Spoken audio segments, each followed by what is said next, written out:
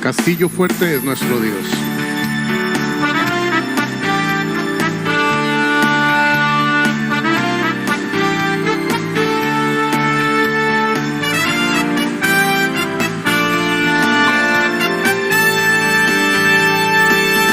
Castillo fuerte es nuestro Dios, defensa y buen escudo.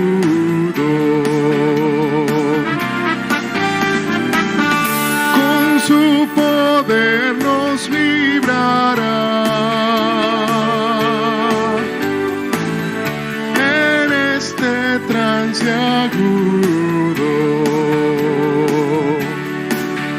Con furia y con afán, acósanos Satán, por armas deja ver, astucia y gran poder,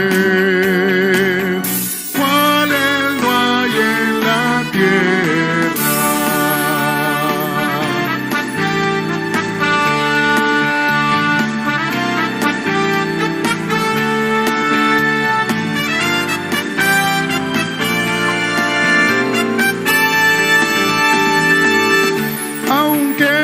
Estén demonios mil, prontos a devorarnos.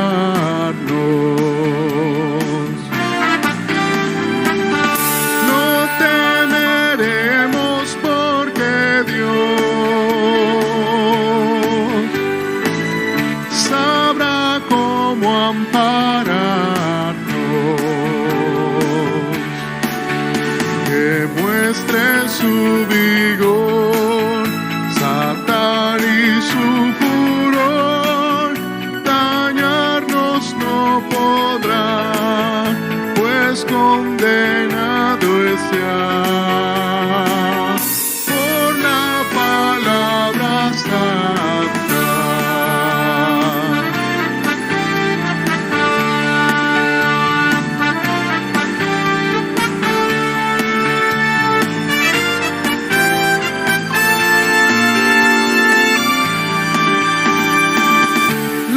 Fiel palabra del Señor, que el mundo no apetece.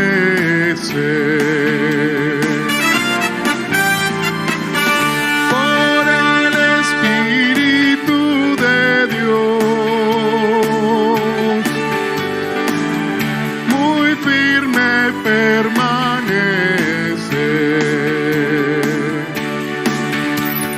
Pueden despojar de bienes y de hogar, el cuerpo destruir, mas siempre ha de existir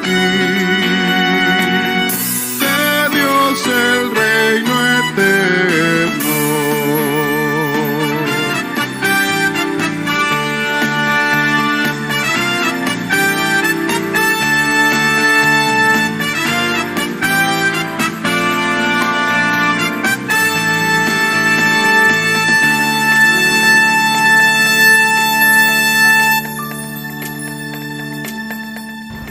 Cordial saludo, mis hermanos. Dios les bendiga. Me es un gusto inmenso el poder dirigirme nuevamente a ustedes, estar participando de este espacio cultico con la iglesia. Saludo a todos mis hermanos en la iglesia en Estados Unidos, a los hermanos en Tampa, a los hermanos en Orlando, a los hermanos en los diferentes estados. Bienvenidos a nuestra jornada espiritual. Y saludo a nuestros hermanos que están en otros estados, donde los estoy invitando para que también se unan a esta celebración junto con nuestros hermanos de nuestra fe en Tampa. Así que bienvenidos a esta nueva jornada de orden espiritual. Hoy vamos a leer la palabra de Dios en el libro de Segunda de Reyes, el capítulo 19, el versículo 1 hasta el versículo 19. Pero antes de leer, vamos a hacer una oración. Les invito a mis hermanos que estén en pie y vamos a dar gracias a Dios. Dar gracias a nuestro Dios. Nuestra comunión es una comunión fluida, donde estamos constantemente llamándonos, participando en la oración, orando los unos por los otros.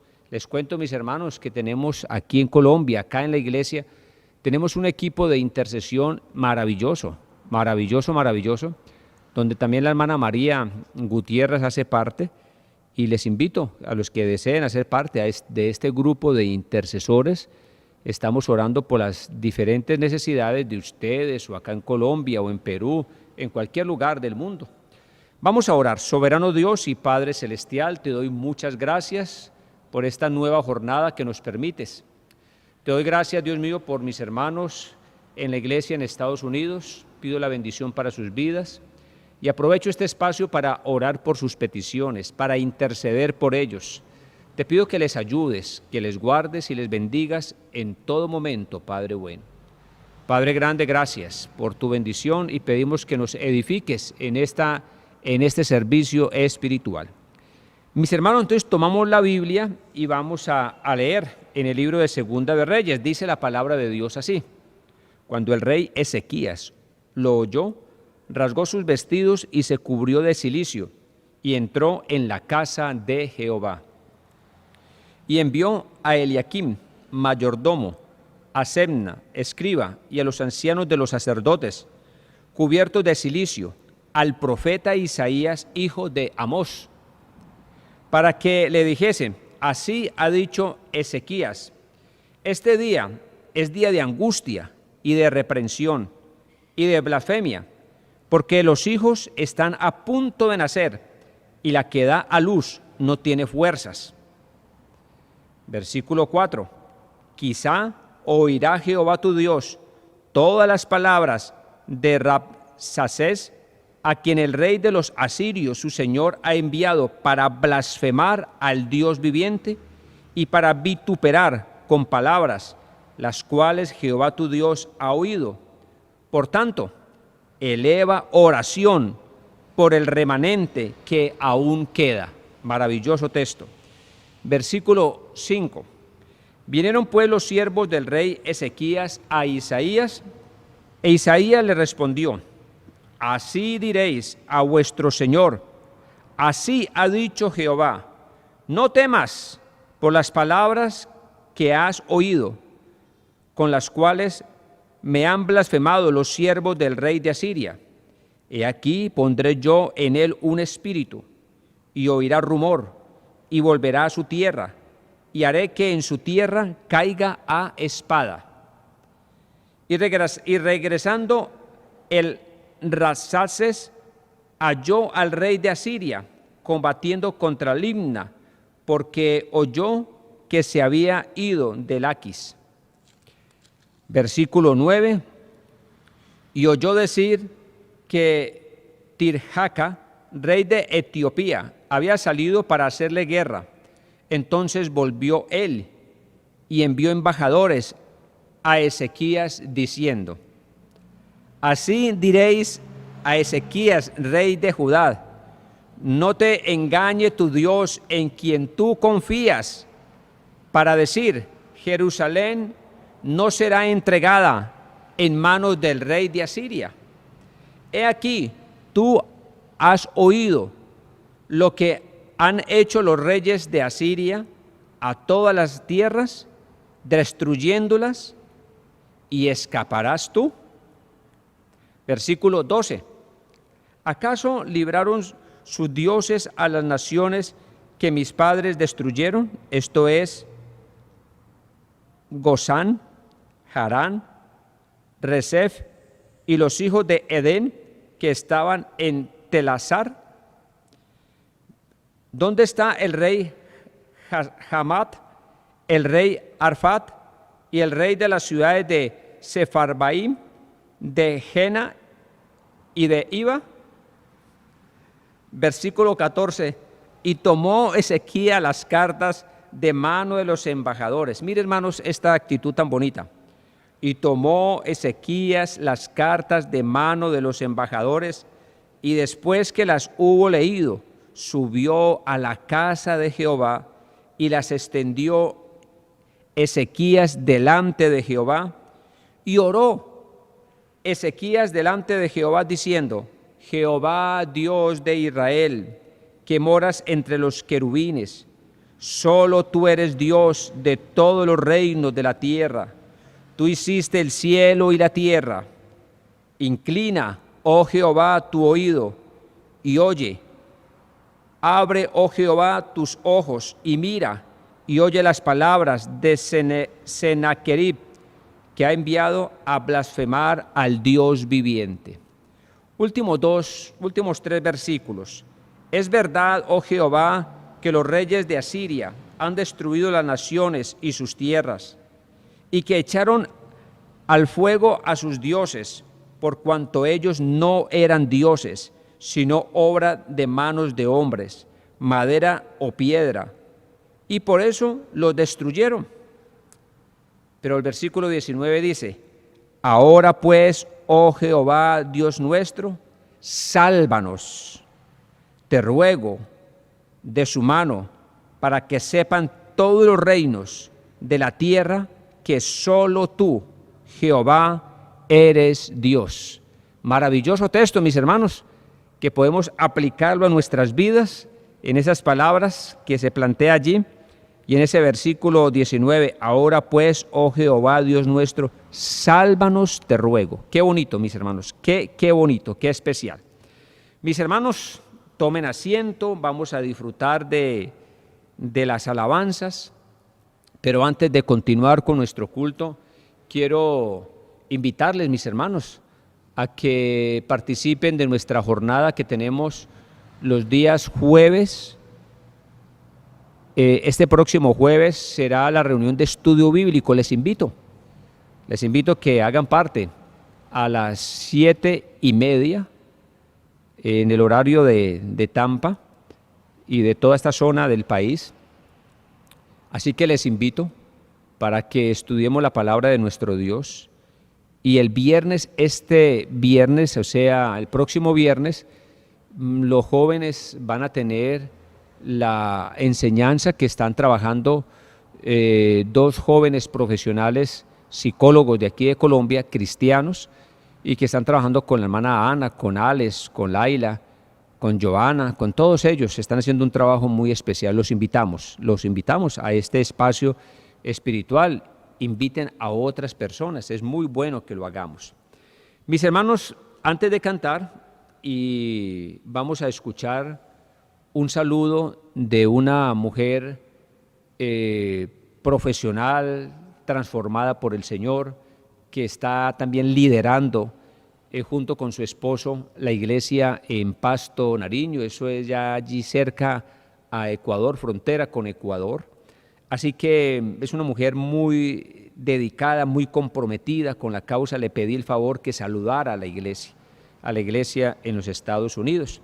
Entonces después vienen las alabanzas y luego viene el predicador, el pastor Elías, un hombre apreciado por ustedes y él también les ama muchísimo. Él será el predicador de este día. Vamos a estar muy atentos y terminando, hermanos, ya saben todos, les invito a que sigamos participando con nuestras ofrendas, nuestras contribuciones, nuestros diezmos, para seguir pagando la propiedad que la iglesia, por la gracia de Dios, pudo tener y que se está cancelando. Mis hermanos, un afectuoso saludo enorme, que Dios me les bendiga, les apreciamos y oramos muchísimo por todos ustedes. Un abrazo inmenso. Dios me les bendiga. Para mí es un gusto, es un gran placer poder estar este día con ustedes, aunque sea a través de este medio, pero poder compartir y saber que nos une un espíritu, el de la iglesia. Hermanos, en este tiempo quiero compartirles una pequeña fracción de mi testimonio. Yo llegué a la iglesia iniciando también mi proceso de educación en la universidad. Estudié fisioterapia y le doy gracias a Dios porque la iglesia en todo ese tiempo me ayudó a ir construyendo una actitud frente al servicio y frente a la comunidad y poder servir. Tenía muchas expectativas frente a esta carrera porque era una posibilidad que yo veía para salir de una situación económica difícil que vivíamos en mi familia. Entonces, estudié con mucho ánimo, con muchas ganas, tuve la oportunidad de trasladarme de ciudad para trabajar. Estando en esta ciudad ocurrió una crisis económica en el país y recién entrando a trabajar, nos quedamos sin sueldo alrededor de 8 meses. Mi esposo también es fisioterapeuta, él estaba viviendo en la misma condición.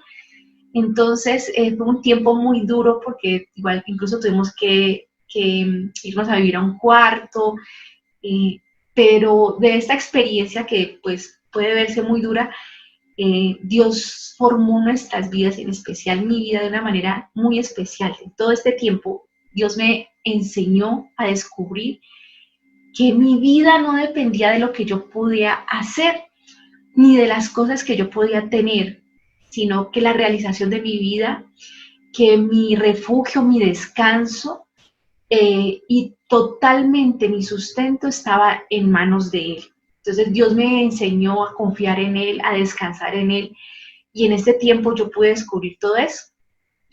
Finalizado este tiempo, entonces empezó todo a cambiar, se nos empezó a arreglar lo del sueldo, y llegaron unas propuestas de trabajo para los dos muy buenas, trabajo donde se nos garantizaba muchas cosas, con muy buenos sueldos, y pues donde todo parecía que iba a cambiar. Justo en el tiempo, el mismo momento en que nos llega estas propuestas de trabajo, nos llega una carta del presbiterio invitándonos a ser pastores.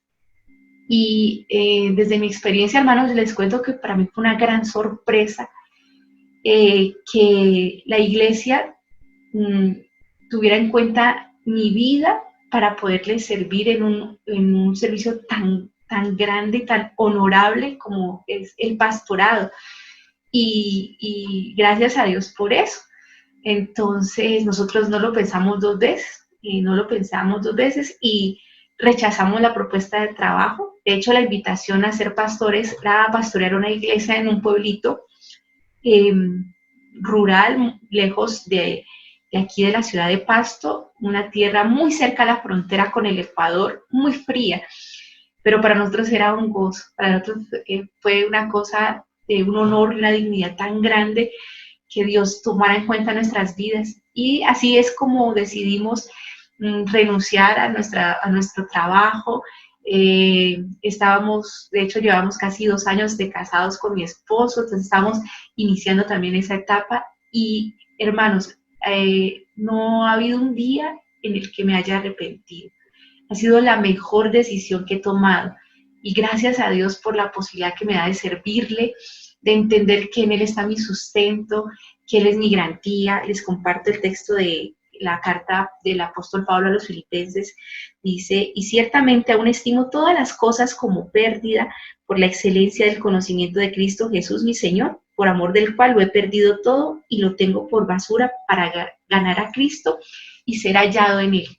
Hermanos, esta es la invitación que hoy quiero hacerles a sus vidas. No importa la situación que usted esté viviendo, no importa aún el sacrificio, digámoslo así, que usted tenga que hacer por seguir esta verdad, vale la pena. Dios es nuestro sustento, Dios es nuestra verdad, en Él lo tenemos todo, nuestra vida está resuelta en Él. Hay cosas que de pronto no entendemos, se nos salen de la mente, se nos salen del control, pero en Él está resuelta nuestra vida. Mucho ánimo, hermanos, sigamos adelante, que la iglesia está nuestra garantía, que Dios nos cuida y Dios ve por nosotros a través de ella. Que el Señor les bendiga, hermanos. Adiós.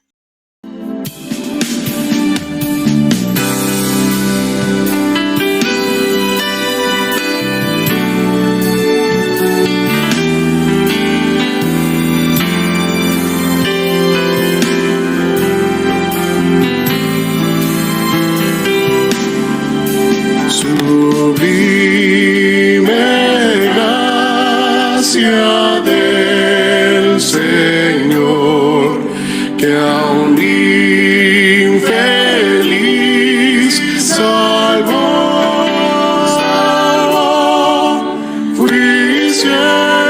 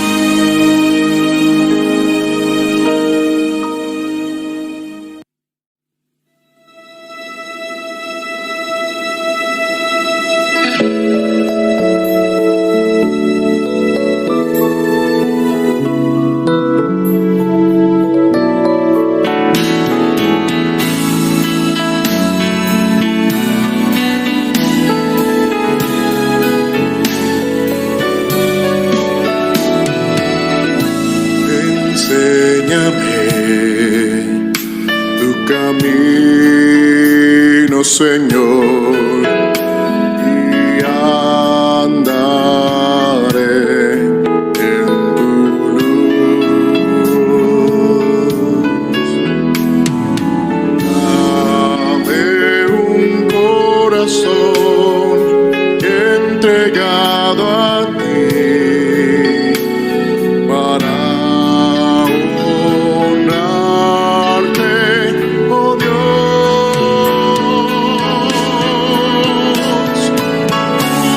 Purifícame,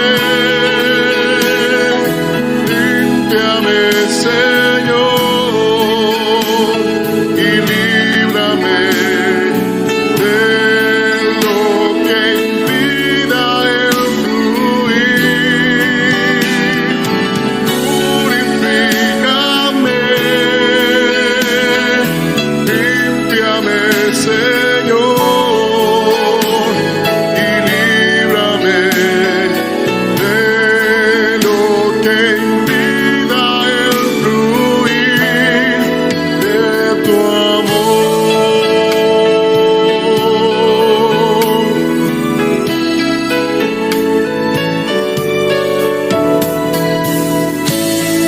Enséñame tu camino, Señor, y andaré en tu luz.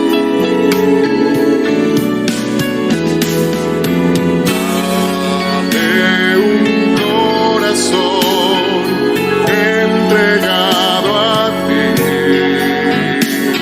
para honrarte, oh Dios.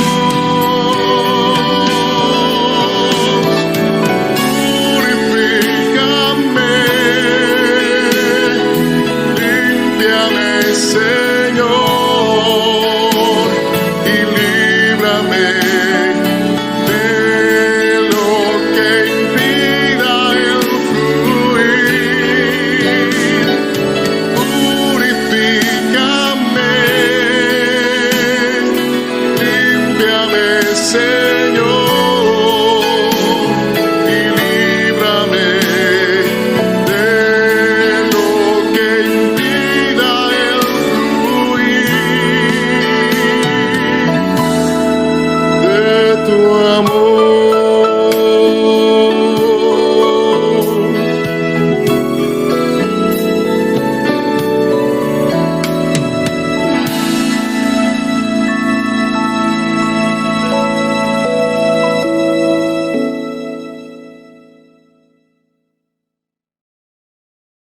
Amada Iglesia Fe en Jesús, mis queridos amigos y hermanos, les saludamos en el nombre del Señor Jesucristo y le damos gracias a Dios por esta hermosa oportunidad que nos da de compartir no solamente su palabra, sino la comunión desde donde nos encontremos.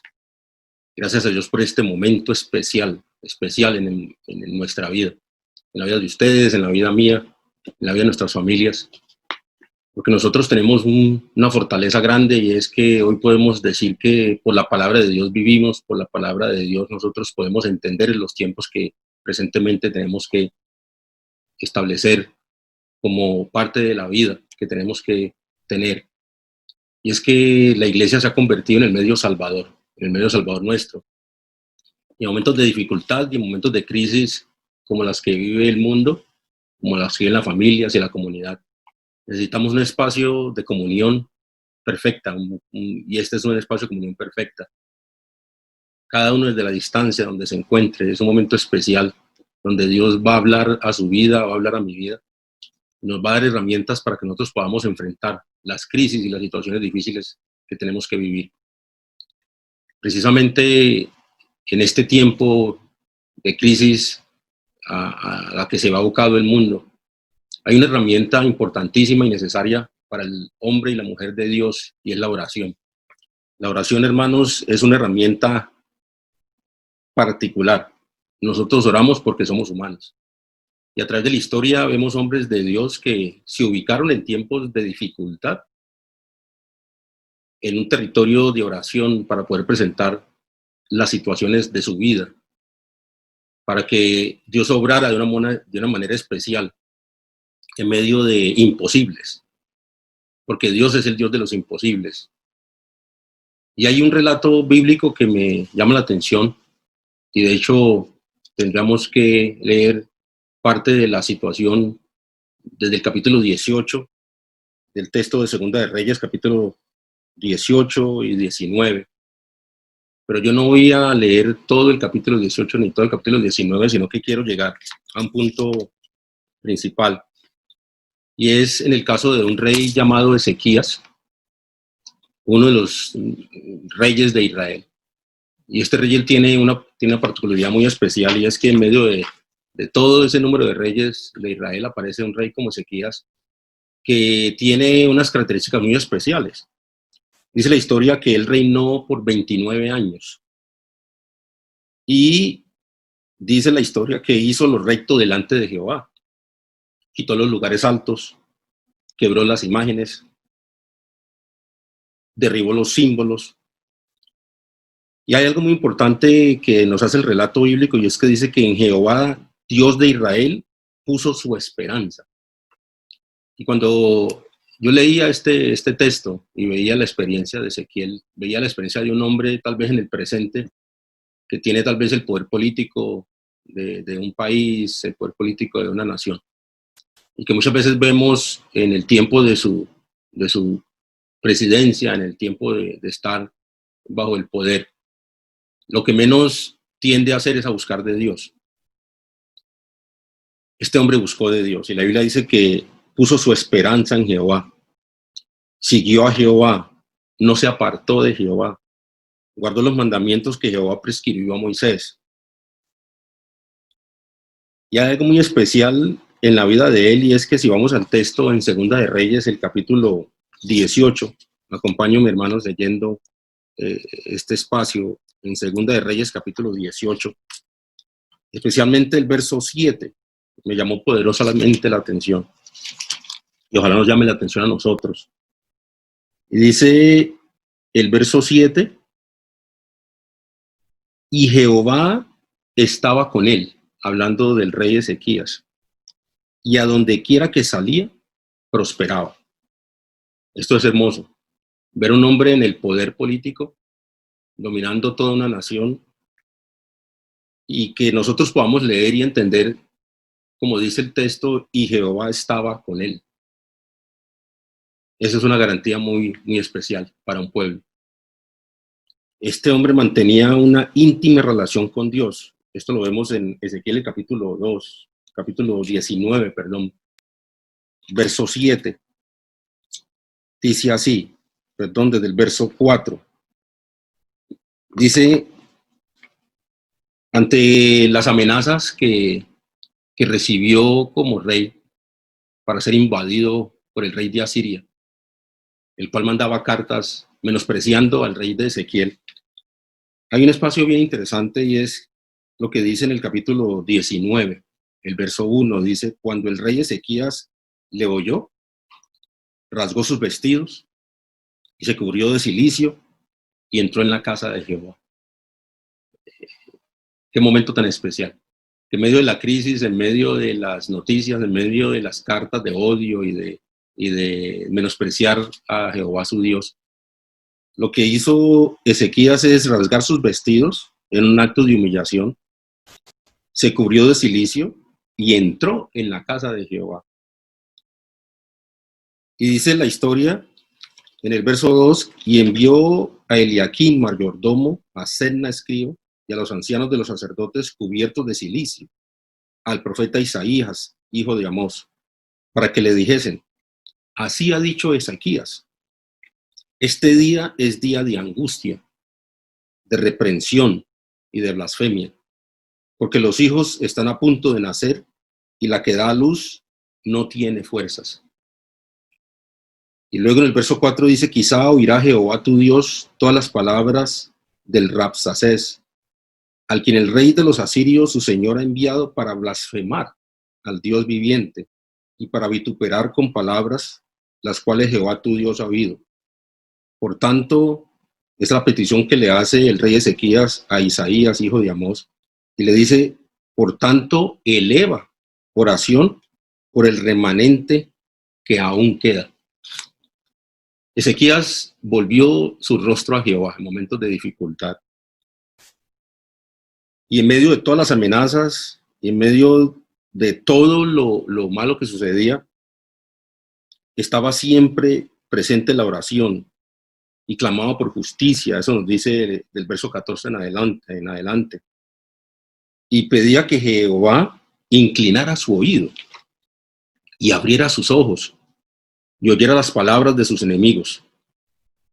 Ezequías estaba seguro de que Jehová, su Dios, no era como los dioses de sus enemigos.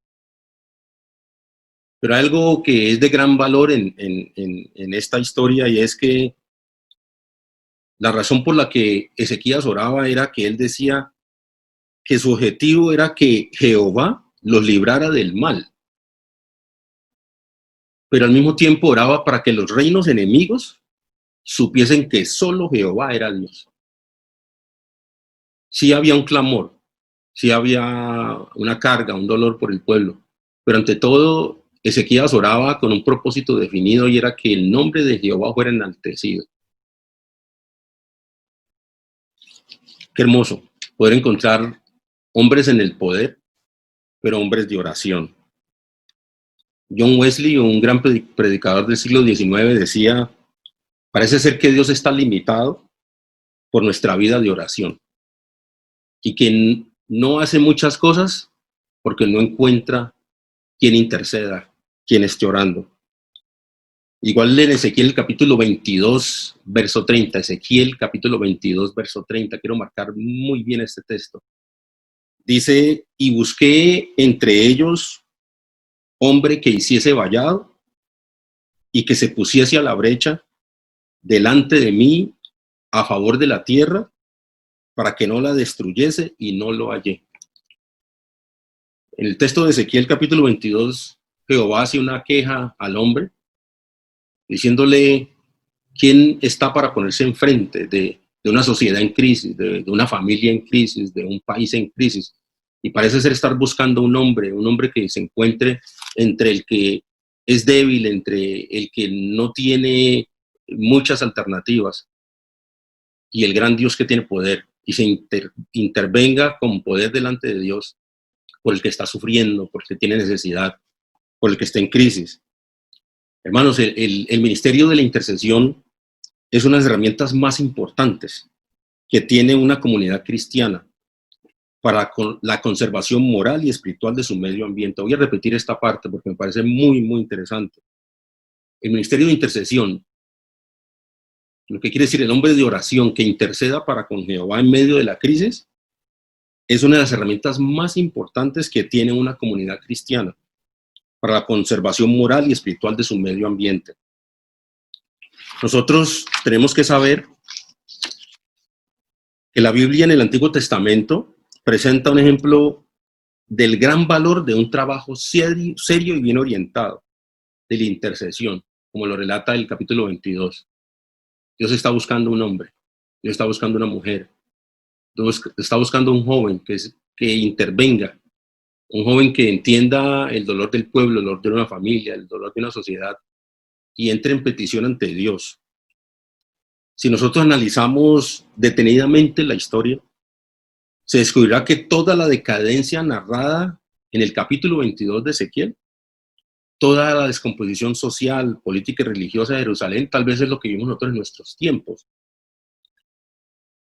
Y se avecina de pronto el juicio destructor de Dios, y Dios esté buscando un hombre, está buscando una mujer, está buscando un joven que se pare en la brecha para hacer oración ante Dios. Podríamos decir que la falta de intercesores en el pueblo o en la familia es más dañina que la presencia de la prevaricación. Pues en últimas, en medio de una epidemia, por ejemplo, sin un buen recurso terapéutico para contrarrestarla, la mortandad es inevitable y pavorosa. Tomo esto como ejemplo porque lo que se vive ahora con la pandemia, todo el mundo está esperando que aparezca una vacuna que calme toda esta cantidad de muertes que han habido a nivel mundial. y todo el mundo está esperanzado de esa vacuna. Nosotros podíamos parafrasear y decir que el hombre, la mujer, el joven de oración en una familia es esa vacuna contra el mal. Y que nosotros podamos meternos en la brecha y decidir ser intercesores por cada una de las situaciones que se están viviendo. Quiero hacer un relato de algo que sucedió en los años 1940 y es algo verídico en función de lo que es el poder de la oración. Y dice que cuando Winston Churchill, que fue uno de los estadistas más grandes del mundo, primer ministro de Inglaterra en los años 1940 en adelante, cuando él se vio perdido porque Hitler iba a invadir Inglaterra, dijo que lo único que le quedaba era orar. Y se armaron en todo el país, en toda Gran Bretaña, cadenas de oración. Y milagrosamente, en el relato de la historia dice que Hitler iba en camino porque había conquistado gran parte de Europa y lo único que le quedaba era llegar a Inglaterra y entrar a invadirlo. Y narra la historia que Hitler iba en camino y nunca llegó. No se sabe qué fue lo que lo detuvo en el camino. Al parecer una niebla muy intensa lo cubrió y se regresó a Alemania para nunca volver. Después de este hecho, la reina de Inglaterra dijo un pensamiento que hasta hoy se mantiene, y yo quiero que lo mantengamos firme en la vida nuestra, en la vida de nuestras familias, en la vida de nuestras comunidades cristianas, en la vida de esta sociedad. La reina de Inglaterra expresó lo siguiente y dijo: le temo más a un ejército de personas orando que a un ejército militar. Hermanos, qué hermoso relato.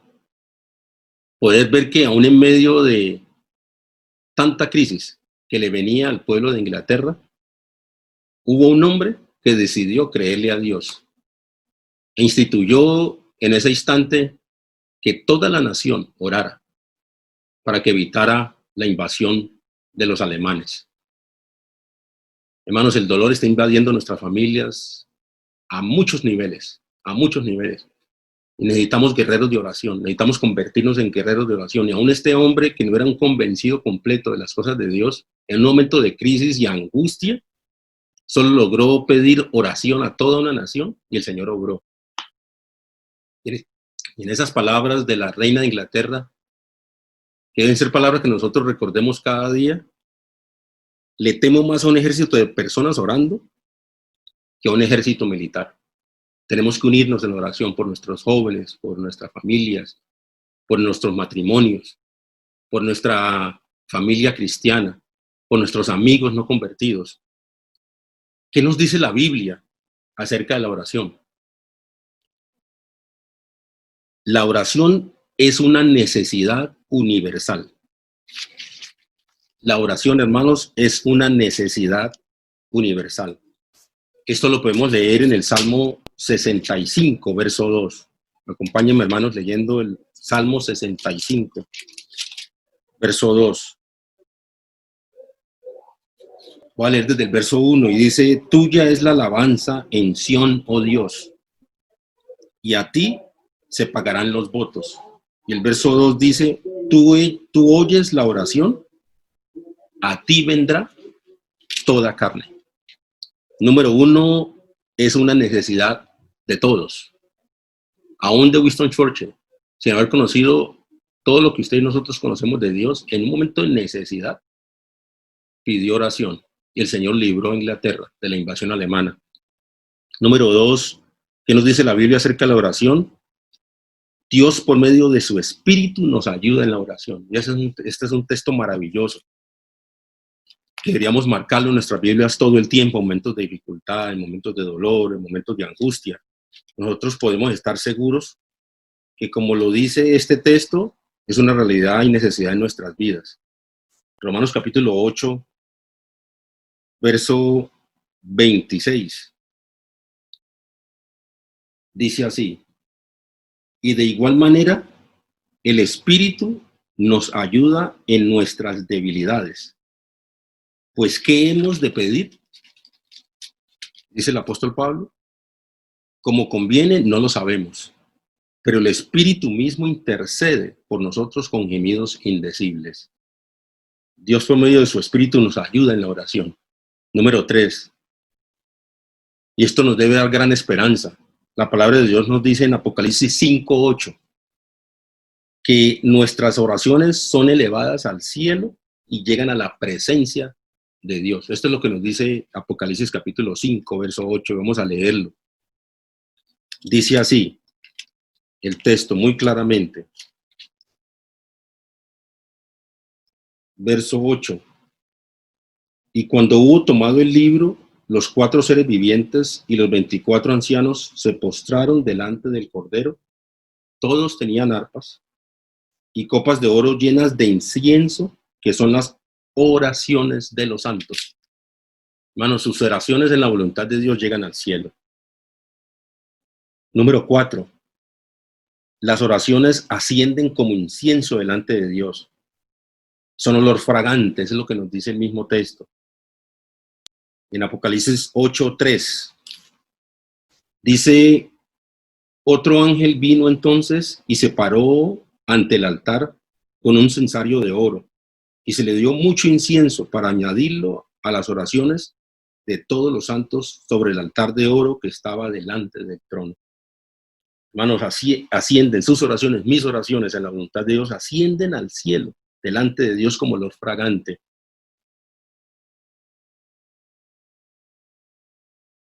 Y número 5, la oración es una orden. Es una orden de Dios al hombre. Tengo muchos textos que compartir, pero voy a compartir el texto de Mateo capítulo 7, verso 7. Cuando dice que la oración es una orden. Mateo capítulo 7, verso 7. Vamos a ir allí. Dice así. Y damos gracias a Dios por este momento donde nosotros podemos decir, Señor, gracias. En medio de todo lo que vivamos, en esta crisis que vivimos, tenemos recursos tuyos que nos pueden salvar. Mateo 7, verso 7 dice, pedid. Bueno, esa es una orden. Pedid y se os dará. Buscad y hallaréis. Llamad y se os abrirá. Eso es lo que dice la palabra de Dios. La oración es una orden. Y como sexto punto, ¿qué nos dice la Biblia acerca de la oración? El mismo Jesús tenía la oración como prioridad en su vida. Eso es lo que dice el texto de Lucas, el Evangelio de Lucas, capítulo 22. Mateo, Marcos, Lucas. Vamos a ir a Lucas, el capítulo 22, del verso 44 en adelante. Dice lo siguiente. Y si Jesús lo hizo, ¿por qué no nosotros, no? Lucas capítulo 22, versos 44 al 46. Dice así.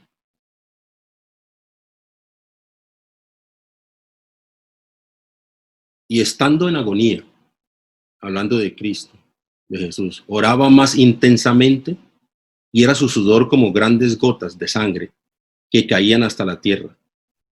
Cuando se levantó de la oración, vamos a leer hasta el verso 26, y vino a sus discípulos, les halló durmiendo a causa de la tristeza, y les dijo, ¿por qué dormís?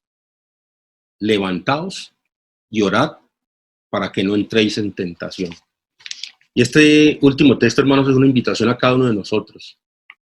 ¿Por qué caemos en la tentación, en la duda, en la angustia?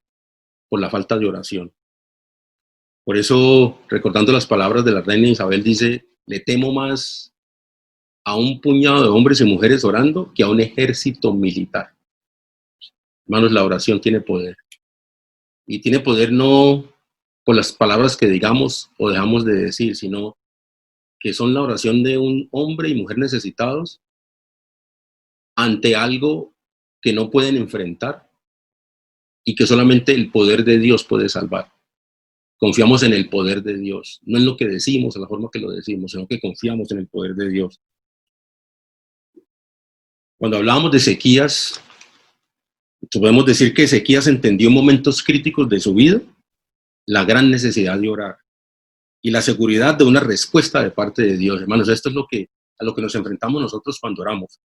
Que nuestras palabras no que se quedan en el aire, que nuestras palabras no se quedan en el olvido, sino que igual que Ezequías, entender que en los momentos críticos de nuestra vida, de nuestra familia, de nuestra sociedad, hay una gran necesidad de orar y de tener la seguridad de una respuesta de parte de Dios. Eso lo hizo él frente a las amenazas de Sennacherib, en 2 de Reyes capítulo 18, verso 13 en adelante. Tal vez como tarea lo podamos leer. Frente a las amenazas de Sennacherib, rey de Asiria, Ezequías le creyó a Dios. ¿Cómo enfrentó la crisis Ezequías? ¿Cómo enfrentó la burla? ¿Cómo enfrentó las amenazas? Humillándose y entrando a la casa de Jehová, la cual él mismo había reedificado. Ezequías no fue un hombre de oración cuando vino la crisis. El relato bíblico nos dice que Ezequías fue un hombre de oración desde el mismo momento en que tomó su reinado, y reinó 29 años. Así de que cuando llegó la dificultad, cuando llegó el problema, era un hombre que mantenía preparado en oración, vivía la presencia de Dios, y como leímos anteriormente, y la presencia de Jehová estaba con él. ¿Cómo enfrentó la crisis? Humillándose y entrando en la casa de Jehová a orar. ¿Cómo enfrentó la crisis? Presentándola directamente a Jehová, especificando el problema y declarando la grandeza de Dios. Todo esto lo leemos en 2 de Reyes, capítulo 19, verso 14 al 19. Y me gustaría ir a ese texto, porque es precisamente lo que nosotros muchas veces no hacemos.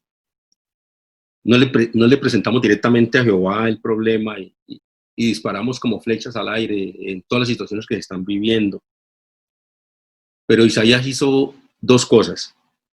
Presentó su problema directamente a Jehová e igualmente declaró la grandeza de Jehová. Vamos a ir allí, hermanos. 2 de Reyes, capítulo 19, verso 14 al 19. Dice la palabra de Dios en estos textos. Y tomó Ezequías las cartas de mano de los embajadores, y después que las hubo leído, y estas cartas eran cartas de amenaza, eran cartas de mostrar que estos enemigos eran más grandes que Israel y que eran más grandes sus dioses que el Dios de Israel. Y esas amenazas, esas cartas, las tomó Ezequías en sus manos, dice la Biblia, verso 14, y subió a la casa de Jehová y las extendió Ezequías delante de Jehová. Y oró Ezequías delante de Jehová diciendo, vamos a leer hasta el verso 19, Jehová, Dios de Israel. Mire cómo inicia la oración. Que moras entre los querubines, solo tú eres Dios de todos los reinos de la tierra. Tú hiciste el cielo y la tierra. Y luego en el verso 16 dice, inclina, oh Jehová, tu oído y oye. Abre, oh Jehová, tus ojos y mira. Y oye las palabras de Sennacherib, que ha enviado a blasfemar al Dios viviente. Es verdad, oh Jehová, que los reyes de Asiria han destruido las naciones y sus tierras, y que echaron al fuego a sus dioses, por cuanto ellos no eran dioses, sino obra de manos de hombres, madera, piedra, y por eso los destruyeron. Miren lo que dice el verso 19, qué alegría. Ahora pues, oh Jehová, Dios nuestro, sálvanos, te ruego, de su mano, para que sepan todos los reinos de la tierra que solo tú, Jehová, eres Dios. No solamente sálvanos porque estamos en crisis, no solamente sálvanos porque nos duele mucho la situación, sino que Ezequías dice, sálvanos para que tu nombre sea conocido entre las naciones y que sepan que solamente tú eres Dios. Ezequías entendía la magnitud del problema. Ezequías le presenta el problema a Jehová. Ezequías le da la gloria y engrandece a Jehová más que el problema. Ojo a este punto. Ezequías finalmente en su oración reconoce que más que hacer una petición por su propia situación, la respuesta de Dios a su oración está basada en que el nombre de Jehová sea exaltado. La pregunta que podríamos hacernos nosotros es, cuando oramos, y escribía yo aquí, ¿cuál es nuestra forma de dirigirnos a Dios? ¿Qué tan seguros estamos de quién es nuestro Dios? ¿Y qué tan realistas somos frente a los problemas que estamos enfrentando como individuos, como familia, como iglesia, como sociedad, como comunidad.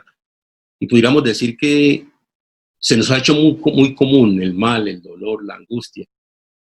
Y que por medio de esta palabra que recibimos en este día es un llamado que nosotros despertemos a lo que leíamos en el texto de Ezequiel capítulo 22, verso 30. El Señor está buscando a un hombre que haga vallado y que haga oración y que se presente ante Jehová y que clame ante Dios y le diga: Señor, te necesitamos, mi familia te necesita, este pueblo te necesita, esta nación te necesita. Se están tomando decisiones en el alto gobierno, pronto vendrán las elecciones.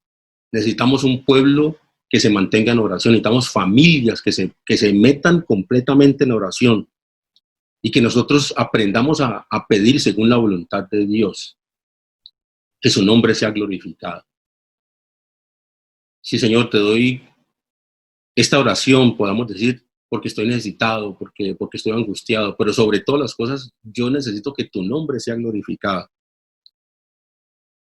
Y podemos repensar lo que hemos traído como pensamiento en esta mañana y decir: Señor, ayúdame a entender, como Ezequías, que ante la situación de crisis, yo entienda que hay una gran necesidad de orar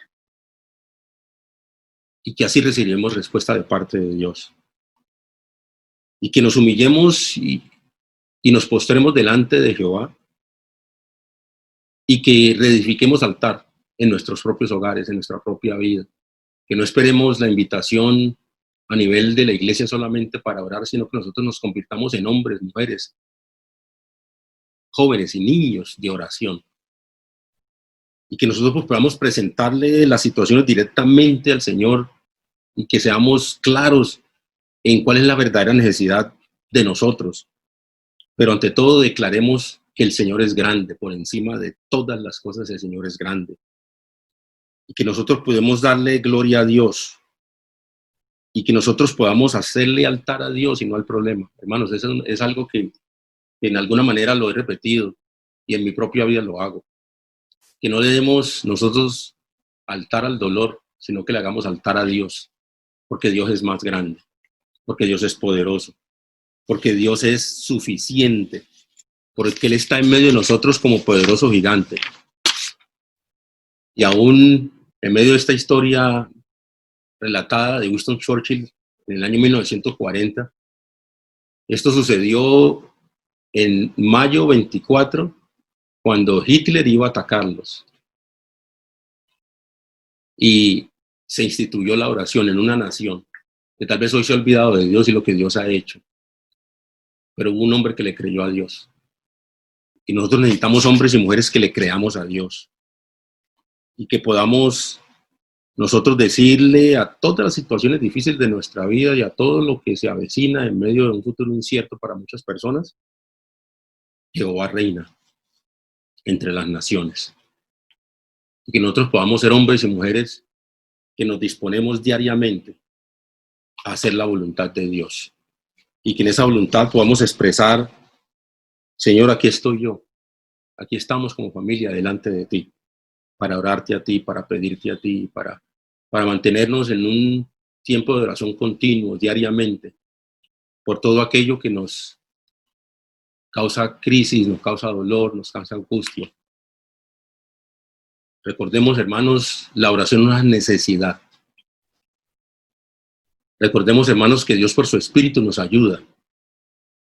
Recordemos también, hermanos, que sus oraciones, mis oraciones, son elevadas al cielo y llegan a la presencia de Dios. Recordemos igual que orar es una orden de parte de Dios. Y Jesús nos enseñó con su propia vida. Su vida era una vida de oración. Su vida era una vida en la que la prioridad era levantarse muy temprano, muy de madrugada a orar, porque quería estar en la presencia de Dios para enfrentar la vida. ¿Cómo estamos enfrentando la vida? Y son 3 preguntas con las que quiero terminar. Y tal vez poder darle respuesta por medio de lo que hemos escuchado. ¿Cuál es nuestra forma de dirigirnos a Dios? ¿Cuál es nuestra forma de dirigirnos a Dios? ¿Es para usted, es para mí el Dios del cielo y de la tierra? ¿Es para usted y para mí el Dios que gobierna sobre todas las cosas?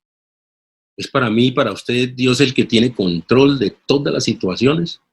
Si así es, hermanos, dirijámonos al Señor y digámosle, Señor, tú eres la fuerza, tú tienes el poder y nosotros estamos en tus manos. Nuestras familias están en tus manos. Nuestros hijos están en tus manos. Nuestra situación económica está en tus manos. Nuestras emociones y afectivamente, Señor, todo eso está en tus manos. Número 2, como pregunta, ¿qué es lo que realmente pedimos? Ezequías fue preciso en la necesidad que tenía. Vino una amenaza, mencionaba al rey que los amenazaba, la situación que se le avecinaba, y decía, Señor, por esto yo oro, para que tu nombre sea glorificado. Hermanos, ¿qué es realmente lo que nosotros pedimos? Y pudiéramos hacer una larga lista de cosas que pedimos, y cuántas de ellas nosotros podríamos decir que son cosas que no atañen a un programa en la voluntad de Dios. Aprendamos a pedir según la voluntad de Dios, y eso es lo que el texto en Romanos nos dice. El Espíritu nos ayuda en nuestra debilidad para que podamos pedir como tenemos que pedir y no como queramos pedir. Número 3, ¿cuál es la finalidad de recibir respuesta de parte de Dios? Y nosotros podamos orar, Señor, acaba esta crisis económica, acaba esta crisis social, acaba esta crisis política, ¿pero para qué? ¿Cuál es la razón de nuestra oración? Y ojalá la razón de nuestra oración sea la misma razón de la que Ezequías oraba, Señor, para que tu nombre sea glorificado. Yo voy a pedirle, hermanos, que nos inclinemos nuestro rostro y vamos a orar. Vamos a orar para que la gloria del Señor se manifieste en nuestra vida en medio de tanta crisis, esta crisis mundial que ha hecho tanto daño. Que nuestra iglesia, que nuestras familias tengan como fundamento firme que nosotros vamos a hacerle culto a Dios y no al dolor. Y vamos a decirle, Señor, en tus manos están mis tiempos, en tus manos están las situaciones que vivimos, y te rogamos en el nombre del Señor Jesús que metas tu mano para salvación de tu pueblo y para gloria tuya. Vamos a orar.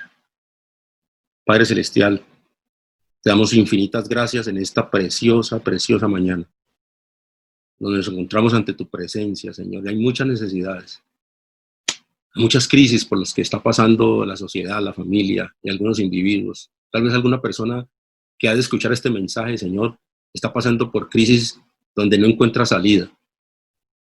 Pero en el nombre del Señor Jesucristo nosotros sabemos que tú, Padre Celestial, tienes el poder y el control de todas las cosas.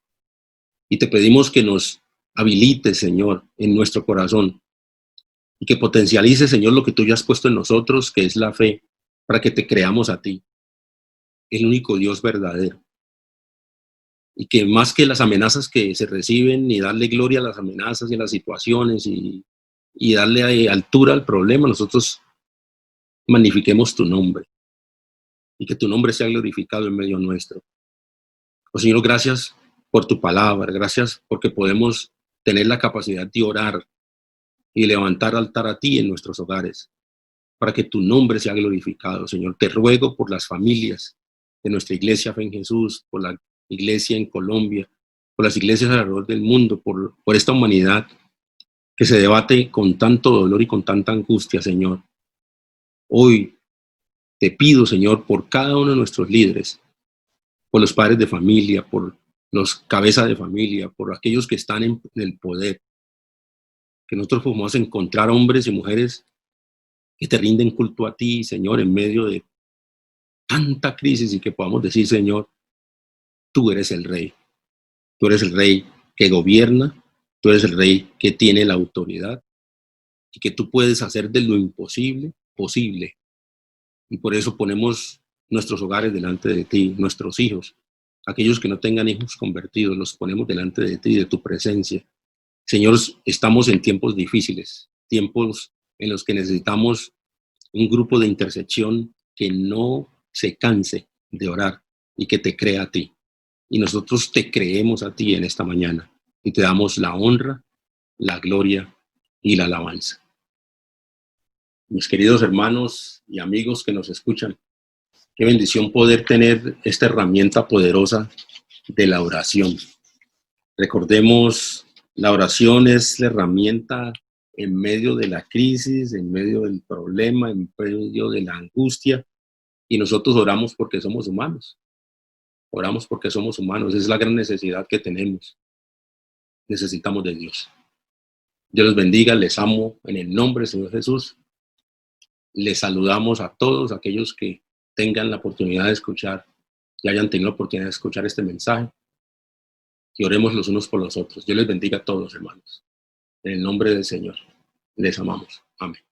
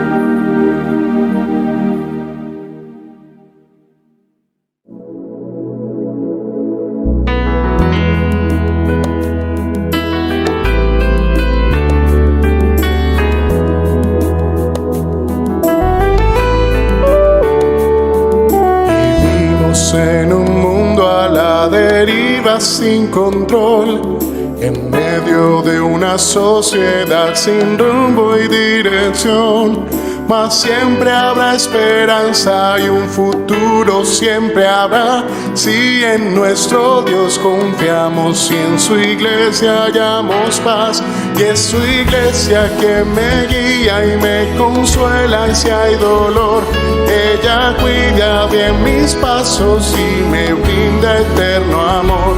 Es el faro del Señor que me ilumina al caminar, y es también la fortaleza que protege en todo mal.